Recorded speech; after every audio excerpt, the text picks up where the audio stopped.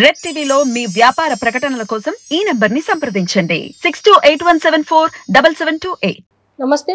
ప్రస్తుతం మనతో పాటు సీనియర్ జర్నలిస్ట్ దాము బాలాజీ ఉన్నారు. ఆయనతో మాట్లాడారు. నమస్తే సార్. నమస్తే సార్, పొత్తులు కుదిరాక ఆల్రెడీ మనం అందరం మాట్లాడుకుంటున్నదే సీట్లు తగ్గుతాయి, త్యాగరాజు అవుతారు పవన్ కళ్యాణ్ అని చెప్పేసి మాట్లాడుకున్నాం.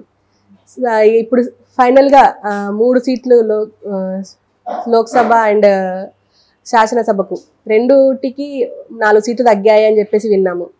నిజమే అంటారా? ముందు నుంచి కూడా బీజేపీ జనసేన కలిపి 30 అసెంబ్లీ అండ్ 8 పార్లమెంట్ అని ముందు నుంచి చెప్తున్నారు. ఆ కలపడంలోనే అర్థమైపోయింది మనోడు త్యాగరాజు అవుతాడు అని. లేదంటే ఆల్రెడీ తనకి ఇచ్చేసిన తర్వాత కలపడం ఎందుకు? సపరేట్గా వాళ్ళకి ఎన్ని ఇస్తారో చెప్పాలి. కాబట్టి తెలుగుదేశం మీడియా కానీ తెలుగుదేశం వర్గాలు ముందు నుంచే కూడా ఒక ఇండైరెక్ట్గా ప్రిపేర్ చేశారు. వాళ్ళు వీళ్ళిద్దరికి కలిపి మేము 3, 8 ఇస్తున్నామని. అయితే బీజేపీ ఇంకా కూడా ఎక్కువ పట్టుబట్టింది. ఎందుకంటే మాకు డబుల్ డిజిట్ ఉండాలి అసెంబ్లీలో అని. అందుకని బీజేపీకి 10 ఇవ్వాల్సి వచ్చింది. సో ఓవరాల్గా త్యాగరాజు పవన్ కళ్యాణ్ 24 నుంచి 21కి పడిపోయింది. అంటే 3 అసెంబ్లీ సీట్లు ఇవ్వాల్సి వచ్చింది, 1 పార్లమెంట్ సీటు ఇవ్వాల్సి వచ్చింది. తెలుగుదేశం మాత్రం 1 మాత్రమే ఇచ్చింది ఎక్స్ట్రాగా. ఇంతకుముందు అనుకున్నది ఏమంటే 145 పోటీ చేద్దాం అనుకుంటే ఇప్పుడు వాళ్ళు డబుల్ డిజిట్ అడిగారు కాబట్టి 1 ఇచ్చారు. అంటే ఇదంతా ముందే ప్లాన్డ్ అని. సో జనసేన 3 అసెంబ్లీ ఇవ్వాలి, 2 పార్లమెంట్ ఇవ్వాలనేది ముందే ప్లాన్. అది ప్లాన్గానే వాళ్ళు అంటే పవన్ కళ్యాణ్ ముందే చెప్పి చేశారు. నిన్నటికి నిర్ణయం తేలింది కాదు అది. దాంతోపాటు ఇప్పుడు వాళ్ళు కొత్తగా ఏంటంటే 1 ఎక్స్ట్రా 10 ఉండాలి కాబట్టి అడిగారు కాబట్టి ఏదో కొసురు అంటారు కదా, ఇంత చేస్తున్నాం కొద్ది కొసురే, ఇంత వ్యాపారం చేస్తున్నాం అంటే కొద్ది కొసురేస్తారు మన కిరాణా స్టోర్లు. అలాగా కొసురు అడిగితే ఆ కొసురు టీడీపీ నుంచి ఇచ్చారు. సరే తీసుకోవాలి, ఎక్కడికి పోతావు, నీ బీజేపీ మాకు తెలియదు ఎలా డీల్ చేయాలని చంద్రబాబు అనుకునే ఇచ్చుంటాడు. ఎందుకంటే ఇప్పుడు అక్కడ లిస్టు చూస్తే బీజేపీ నిలబడే లిస్టు గతంలో తెలుగుదేశం నుంచి బీజేపీలోకి వెళ్ళిన వాళ్ళే మళ్ళీ బీజేపీ నుంచి నిలబడుతున్నారు. సో ఏదన్నా అటు ఇటు తేడా వస్తే వాళ్ళు మళ్ళీ తెలుగుదేశానికే వస్తారు, ఎక్కడికి పోరు. అంటే ఫర్ ఎగ్జాంపుల్ ఆయన వరదాపురం సూరి కానీ ధర్మవరంలో, తర్వాత పురంధరేశ్వర కూడా ఆయన అకౌంట్లు వేసుకోవాల్సిందే. అంటే వీళ్ళందరూ పార్లమెంటు. అది కాకుండా కూడా కైకలూరు ఫర్ ఎగ్జాంపుల్ కామినేని శ్రీనివాసరావు గతంలో మంత్రిగా ఉన్నాడు 2014లో. ఆయన చంద్రబాబు పంపించారు, ఆయన వెంకయ్యనాయుడు ద్వారా బీజేపీలో చేర్పించి మళ్ళీ ఆయనకే మంత్రి కూడా ఇచ్చారు. అలాగే ముందు నుంచి చంద్రబాబు ఈ ప్లాన్స్ ఉంటాయి. అట్లాగే ఇప్పుడు కూడా అనకాపల్లి నుంచి సీఎం రమేష్ పార్లమెంటు. అతనెవరు ఒకప్పుడు ఇతనే చంద్రబాబు పంపించిన వ్యక్తే కదా, మళ్ళీ అక్కడే ఉన్నాడు. సో అందరూ మెజారిటీ బీజేపీలో ఉండేవాళ్ళు, మెజారిటీ జనసేనలో రాబోయే వాళ్ళందరూ కూడా మ్యాక్సిమం తెలుగుదేశం వాళ్ళే ఉంటారు.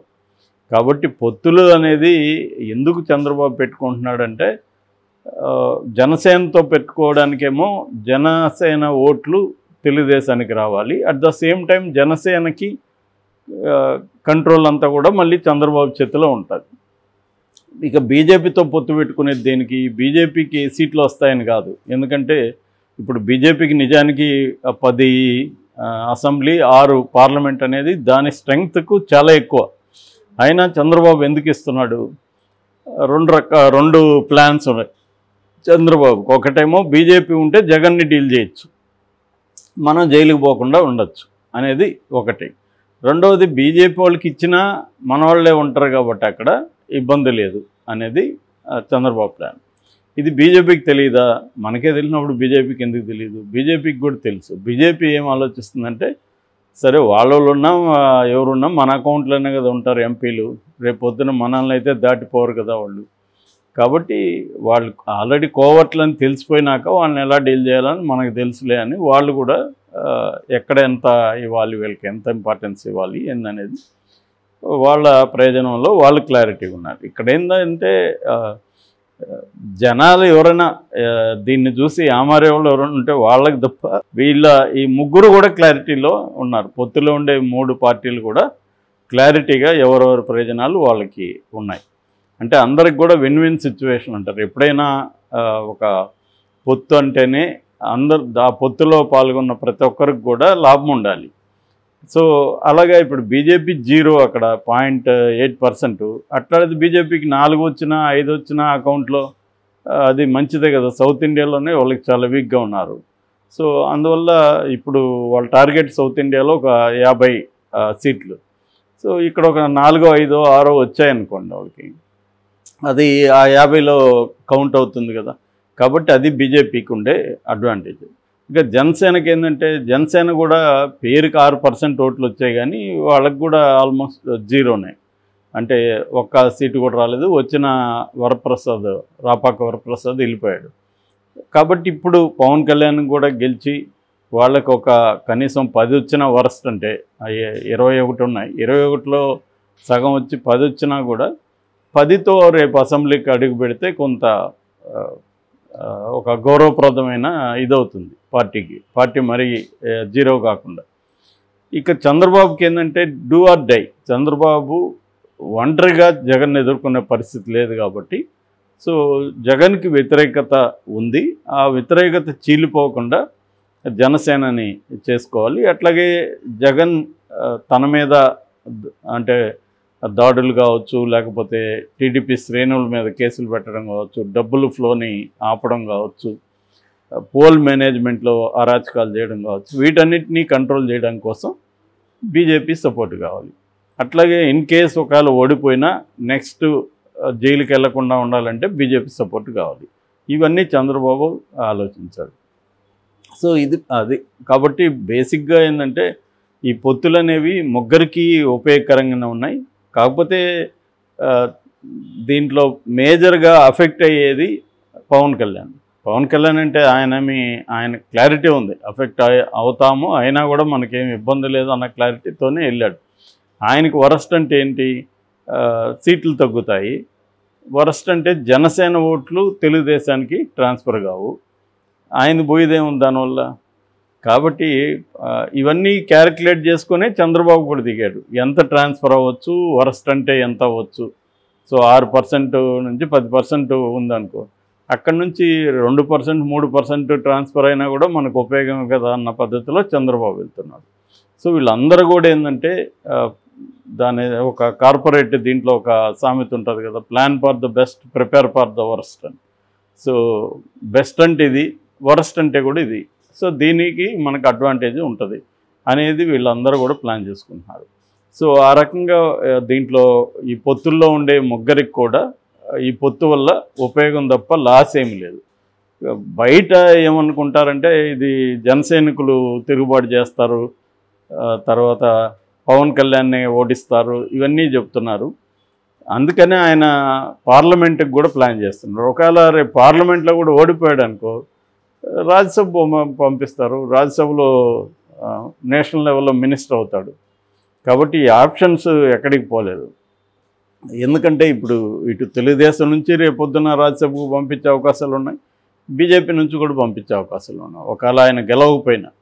సో ఇవన్నీ ఆయన ప్లాన్ చేసుకొనే దిగాడు రంగంలోకి. ఒకవేళ నన్ను పట్టుబట్టి ఓడించినా పర్వాలేదు అనేది. సో ఇప్పుడు ఏంటంటే చాలా చోట్ల జన సైనికులు తప్పనిసరిగా పవన్ కళ్యాణ్ సపోర్ట్ చేయాల్సిన పరిస్థితి కొన్ని చోట్ల ఉంటుంది. కొన్ని చోట్ల పవన్ కళ్యాణ్ వ్యతిరేకించే వాళ్ళు కూడా ఉంటారు. ఎందుకంటే నేను చాలాసార్లు చెప్పాను, పవన్ కళ్యాణ్ కానీ చంద్రబాబు కానీ జన సైనికుల్లో కానీ కాపుల్లో కానీ ఒక హోప్ని క్రియేట్ చేశారు, ఫాల్స్ హోప్ని. అది వాళ్ళ అవసరం అప్పట్లో. ఆ హోప్ క్రియేట్ కాకపోతే ఇంత పెద్ద ఉత్సాహం ఇంత ఇది రాదు. సో అది క్రియేట్ చేశారు. ఇప్పుడు మామూలుగా మనం ఒక సినిమా రిలీజ్ అయితే ఒక ఫాల్స్ ప్రాపగండా కూడా ఉంటుంది కదా. అది సినిమాలో నిజంగా ఏముందో చెప్తే చాలా సినిమాలకి జనం రారు. కాబట్టి లేనిది మనం ఉన్నట్టు చూపిస్తాం కదా, that is marketing strategy. So political పార్టీలు కూడా మార్కెటింగ్ స్ట్రాటజీని ప్లాన్ చేస్తాయి. సో ఏ ఫేజ్లో ఏ కైండ్ ఆఫ్ స్ట్రాటజీ ప్లాన్ చేయాలనేది వాళ్ళకి క్లారిటీ ఉంటుంది. పవన్ కళ్యాణ్కి తెలీదా ఫైనల్గా మనకి ఇన్ని సీట్లు వచ్చినప్పుడు మనం ఈ హైప్ క్రియేట్ చేస్తే మనకి నెగిటివ్ వస్తుందని? వస్తే రాని నెగిటివ్ అనేదే వాళ్ళు ప్లాన్ చేసుకొని రంగంలోకి దిగారు. కాబట్టి పవన్ కళ్యాణ్ కోల్పోయేది ఏమీ లేదు, గతం కంటే బెటరు. అట్లాగే చంద్రబాబుకి గతం కంటే ఖచ్చితంగా బెటర్. 23 అయితే రావు కదా, ఖచ్చితంగా గెలుపన్నా రావాలి, లేదా మ్యాక్సిమం సీట్లన్నా వస్తాయి. ఎందుకంటే ఈసారి ఎవరికి స్వీప్ ఉండే అవకాశం లేదు. బీజేపీ 0 ఉన్న చోట 1 వచ్చినా వచ్చినట్టే కాబట్టి బీజేపీకి కూడా ఇది. సో ఈ రకంగా పొత్తులనేవి 3 పార్టీలకి ఖచ్చితంగా హెల్ప్ చేసేది తప్ప దీంట్లో ఏమీ ఎవరికి కూడా ఏమి నష్టం లేదు. Okay sir, thank you.